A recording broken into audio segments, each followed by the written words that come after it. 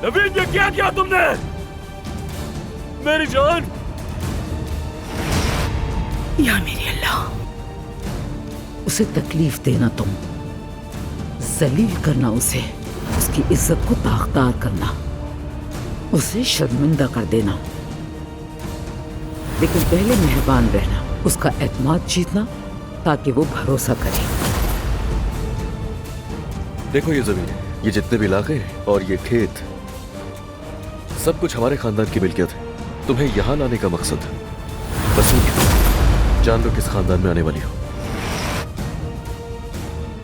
पूरा शहर तुम्हारी मोहब्बत की दास्तान को अच्छी तरह जानता है, और ये मोहब्बत जल्द ही तुम्हें एक बच्चा भी देगा। आप चाहती क्या है मुझसे? तुम्हारा शौहर, अगर उसने हमारा पीछा करना ना छोड़ा तो हम तुम्हारे बच्चे को मार डालेंगे, उसकी लाश इस झूले में डाल देंगे। अगर हमें अदनान ने मजीद तंग करने की कोशिश की तो याद रखना, ये झूला तुम्हारे बच्चे का ताबूत होगा।